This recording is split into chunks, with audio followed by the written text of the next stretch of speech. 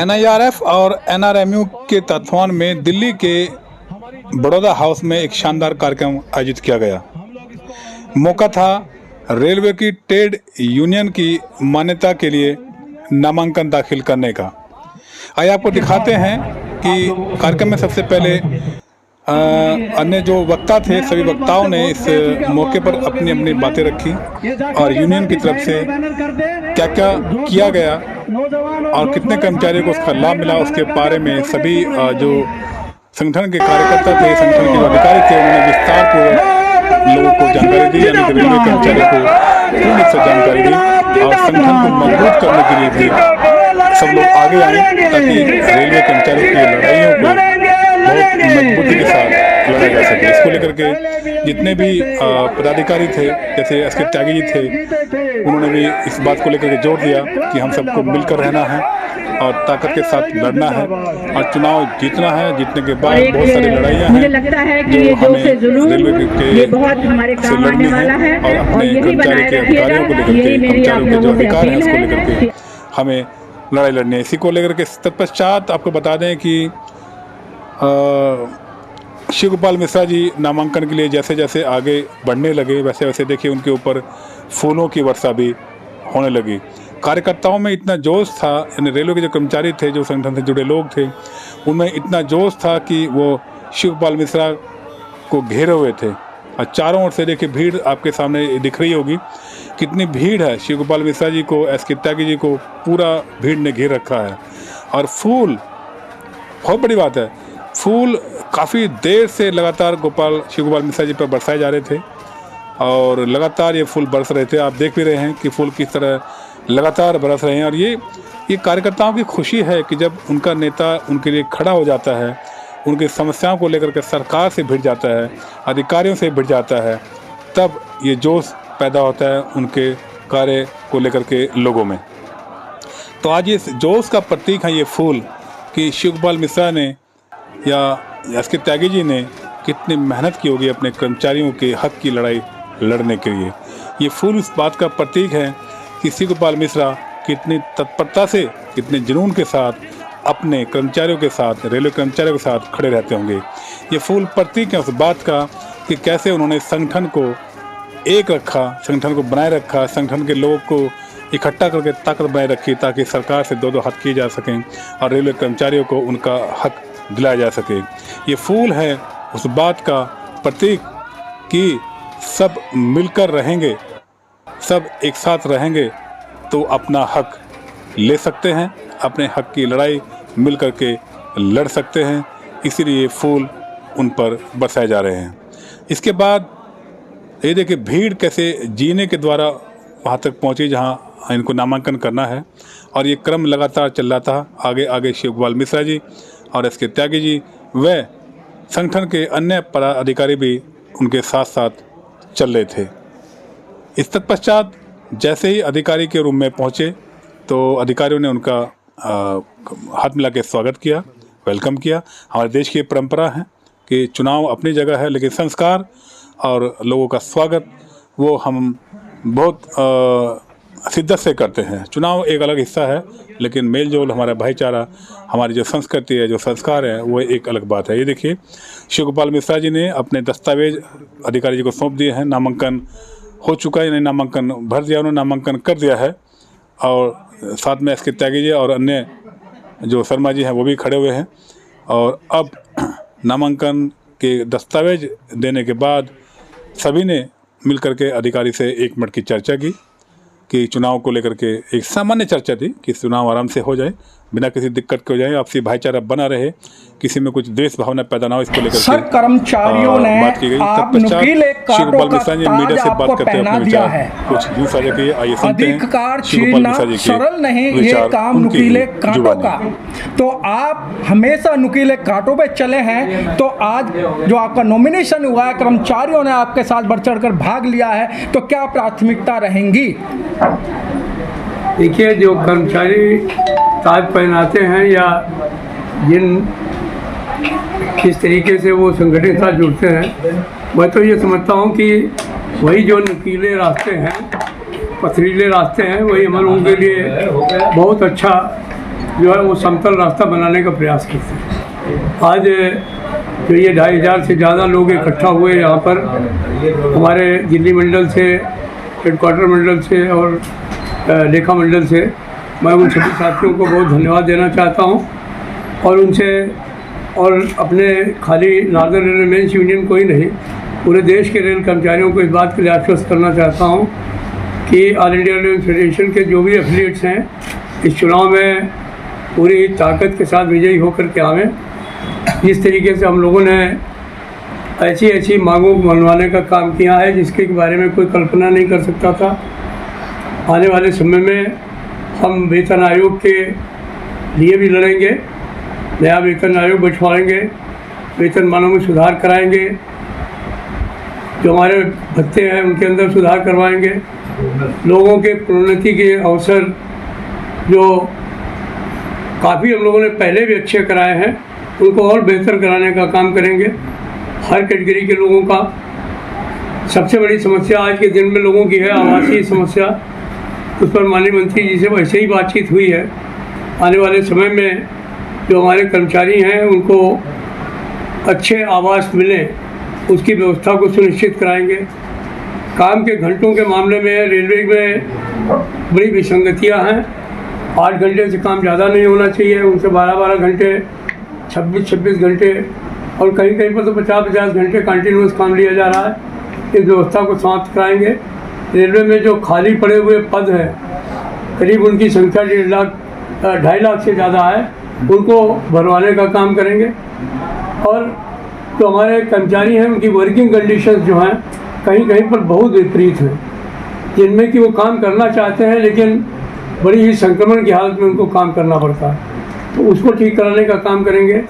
हम जीडीसी तो हमारा 50% तक हाई है, लेकिन जो पढ़े लिखे बच्चे हैं हमारे, जिनमें ट्रैकमैनों की संख्या बहुत ज़्यादा है, उनको एलडीसी ओपन करवा करके कम से कम 10% के केस में उनको पूरे हर कैटेगरी में जाने का अवसर दिलवाने का काम करेंगे।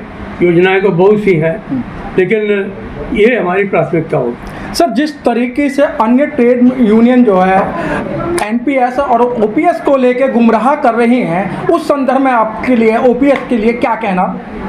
मैं यही कहना चाहूँगा कि जो संगठन, जो समझौता एनसीजेसीएम ने माननीय प्रधानमंत्री जी के हस्तक्षेप के बाद किया है, उससे बेहतर कर सकती हैं तो हम उनको साधुवाद देंगे, वो ऐसा कराने का काम करें। लेकिन चुनाव के समय में सिर्फ कराएंगे और चुनाव के बाद गायब हो जाएंगे, तो ऐसे संगठनों को हमारे रेलवे में लोग गंभीरता से नहीं लेते। और जो रेल कर्मचारी है उसके बारे में मैं दावे के साथ कह सकता हूँ कि उसको पूरा विश्वास है, जो यूपीएस लाया है वो जो बची हुई चीज़ें हैं 20 साल करवाना या 10% वापस कराना, वो वही कराएगा, वो ऑल इंडिया रेलवे फेडरेशन ही है।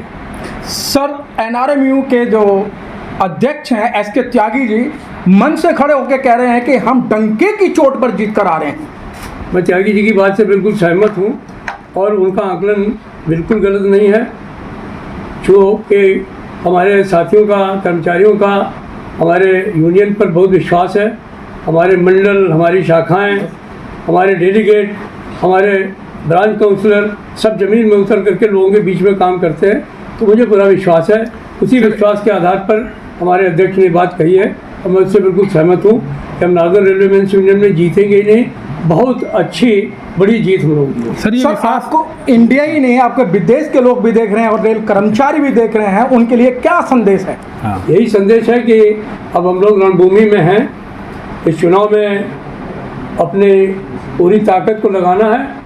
हर कार्यकर्ता से यही एक अपील है कि जो उसका बेस्ट है वो उसको दे, एक एक साथी से मिले, और अगर कहीं पर कोई भी किसी आदमी को शक है, सुबह है, कोई वो है, तो उसके लिए हर आदमी उपलब्ध है। उसकी जो भ्रांतियां हैं वो नहीं रहनी चाहिए, ताकि जब आदमी वोट देने के लिए जाए तो बिल्कुल उसका माइंड क्लियर होना चाहिए कि हमें जो है वो सिर्फ और सिर्फ नॉर्दर्न रेलवे यूनियन को झंडे पर मोहर लगा करके विजयी बनाना। सर, लास्ट क्वेश्चन, सर ऐसा शिव गोपाल मिश्रा के अंदर क्या चुम्बक है जो कर्मचारियों को अपनी तरफ इस तरीके से खींचती है, जो एक न्यूटन्स का लॉ है, उसको मैं कहूँगा देर लगेगी। क्या ऐसी खासियत है सर?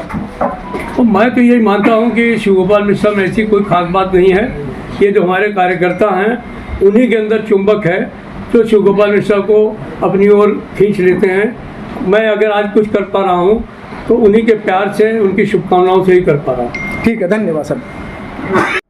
इसके बाद एसके त्यागी जी ने भी मीडिया से बात करते हुए अपने विचार कुछ यूं साझा किए। सर, इतना जो आज पूरा भीड़ आई है, इसका आपको इनकी भीड़ कराने का कारण क्या लगता है? देखिए, मैंने सुबह भी आपसे कहा था जब आपने मेरे से बात की थी कि ये नॉर्दर्न रेलवे मेंस यूनियन और ऑल इंडिया फेडरेशन ये कर्मचारियों का अपना संगठन है और कर्मचारियों ने एक ज़माने में इसको बनाया था, अंग्रेज़ों के ज़माने में बनाया था। तब से लेकर के आज तक ये कर्मचारियों के हित के लिए संघर्ष करता रहा है। इसलिए कर्मचारियों में इसके प्रति काफ़ी अगाध विश्वास सब जुड़े हुए हैं इससे। इसलिए कोई ये ढाक करके लाने वाली भीड़ नहीं थी, ये स्वपूर्ण भीड़ थी। अगर ढाक करके लाते तो लोग चले जाते 2 मिनट में। आपने देखा होगा सब लोग धूम में बैठे रहे और पूरा शिद्दत के साथ जब तक नामांकन दाखिल नहीं हो गया तब तक सभी लोग साथ रहे और पूरे जोश खरोश के साथ। त्यागी सर, एनआरएमयू पर गंभीर आरोप लगाए जा रहे हैं ओपीएस को लेकर कि जहां दामला मैदान भरा, जंतर मंतर पे पूरा आपने भर दिया, उसके बाद में आपने प्रत्येक रेलवे स्टेशन पे आपने आंदोलन किया, उसके बावजूद सर ओपीएस पे समझौता क्यों? मैंने कई बार इस बात को स्पष्ट करने का प्रयास किया है कि हमारी मांग थी 50% गारंटेड पेंशन मिले रिटायरमेंट के बाद, लास्ट पे ड्रॉन की फैमिली पेंशन मिले लोगों को, और ये सब जो है डीए इंडेक्स और था जिनके ऊपर भी डीएनएस रिलीफ मिले। ये दोनों काम हो गए। और ये बात जो है, जो बात लोग कर रहे हैं, ये सब लोगों को बरगलाने का काम कर रहे हैं। जो भी ओपीएस में प्रोविजंस हैं उनका करीब करीब 85% इस यूपीएस में हो गया है। जो सरकार पिछली, चाहे वो यूपीए की सरकार रही हो, 2 टेन्योर रही 5-5 साल, उसके बाद में ये भी 2 टेन्योर पूरे करने के बाद में तीसरे टेन्योर में सरकार चल रही है, कोई भी पुरानी पेंशन को देने के लिए राजी नहीं हो रहा था। लेकिन इसके बावजूद अगर हम लोगों ने यूपीएस को हासिल कर लिया है, कर्मचारियों के संगठन के बल पर, उनकी एकता के बल पर, उनके आंदोलन के बल पर, तो हम लोग 85% तक उस डायरेक्शन में आगे बढ़ गए हैं जो हमारी मांग थी। और बाकी 10-15% जो भी बचा है, आने वाले भविष्य में क्या हम लोग ताला लगा के तो कोई जान ही रहे कि भाग जाएंगे छोड़ करके। आगे आने वाले समय में जो भी इसमें कमी है उसको दूर कराने के लिए फिर संघर्ष करेंगे, फिर हासिल करेंगे। और आपको ये भी बात याद होनी चाहिए कि जो ओपीएस है, जिसको हम ओल्ड पेंशन स्कीम के नाम से जानते हैं, ये भी जो वर्तमान स्वरूप है इसमें थोड़ी थी। शुरू में 30% मिलती थी, ऑप्शनल थी। फैमिली पेंशन का कोई ठीक ठाक हिसाब किताब नहीं था। डीआर इस पर मिलता था कि नहीं मिलता था ये भी पता नहीं था। ये सारी चीज़ें धीरे धीरे हुई, लोगों ने संघर्ष करके लिया, और लेने वाला कोई नहीं है, लेने वाला ही संगठन है, ऑल इंडिया फेडरेशन है और नॉर्दर्न रेलवे मेंस यूनियन है। ये लोगों को नौकरी के अंदर भी सुरक्षित रखना चाहता है और रिटायरमेंट के बाद उनकी सामाजिक सुरक्षा गारंटी देना चाहता है। सब लोगों का, ट्रेड यूनियन को यही तो मानना है कि जो ओपीएस ले रहे हैं वो कवायद कर रहे हैं यूपीएस की, तो उनका एक और मानना है सर वो ओपीएस को छोड़े फिर आगे उसकी वकालत करें। मैं इस बात की का पक्षधर नहीं हूँ जो आप कह रहे हैं। इसलिए नहीं हूँ कि आप अगर रामलीला मैदान में आए हो, जो हमने आंदोलन किया था 10 अगस्त को पिछले साल, उसमें तमाम नए बच्चे आए थे। और जो लोग ओपीएस ले भी रहे हैं उनकी जिम्मेदारी है कि अपनी अगली पीढ़ी का सुरक्षित करें। अपने बच्चों के लिए लोग हर एक आदमी करते हैं ना, कमाते हैं। मैं तो अपने बच्चों का ख्याल करते हैं, उसके लिए मकान दुकान कर जाएँ ठीक ठाक, उनके जो आगे के चीज़ें वो ठीक ठाक रह जाएँ। तो ये कहना बिल्कुल गलत है कि ओपीएस को पहले छोड़ देते तब लड़ते। ओपीएस तो कोई हमने दान में तो लिए नहीं है, ये भी लड़ करके संघर्ष करके ली है और मिल रही है जब तक मिल रही है। और हम लोग प्रयास कर रहे हैं। जो हमारे नए बच्चे हैं जिनको नहीं मिल रहा है, गारंटेड पेंशन नहीं थी, कोई 2000 मिल रही थी, किसी को 3000 मिली थी रिटायरमेंट के बाद, जो पिछले दिनों लोगों ने देखा, तो उसका हम लोगों ने ठीक करने का प्रयास किया है और आगे बढ़ के करेंगे। एसके त्यागी जी, आज एक अजीब और गरीब दर्शन देखने को मिला कि अभी तक जितने भी नॉमिनेशन करे हैं उसमें देखा है कि 10 या 5 महिलाओं का योगदान था, लेकिन आज आपने बड़ौदा हाउस के अंदर इतनी रेल कर्मचारी महिलाओं को आपने इतना गैदरिंग दिखाई, सर इसका कारण क्या रहा?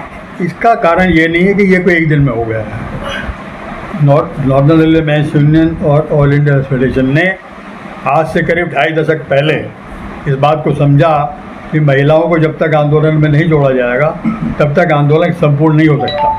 इसलिए आपको शायद पता हो या ना पता हो, 2000 में हम लोगों ने शुरुआत की थी, हम लोग महिला संगठन बनाएंगे। उस डायरेक्शन में आगे बढ़ते बढ़ते आज ये स्थिति बन गई है कि महिलाएं बड़ी संख्या में अपने आप आकर के इसमें जुड़ रही हैं। उसमें हमारी जो महिला नेत्री वही प्रयास कर रही हैं, हमारे जो पुरुष नेता वही प्रयास कर रहे हैं, और महिलाएं अपने आप को सुरक्षित महसूस कर रही हैं। उनको ये भी लग रहा है कि यही संगठन है जो हर एक के हितों की रक्षा करता है और अच्छा काम करता है, संघर्ष करता है, सबको इज्जत भी देता है। तो सब लोग मिलजुल करके तो बढ़ा रहे हैं आगे। तो वहाँ खाली दिखावा करने के लिए 2-4 महिलाएं थी, यहाँ तो सब महिलाएं आपने देखा है, हजारों की संख्या में यहाँ पर आई। जैगी सर, आपका कर्मचारियों के प्रति एक लगाव है और आपको इंडिया ही नहीं, दिल्ली नहीं, बल्कि आपके विदेश के लोग भी आपको लाइक करते हैं।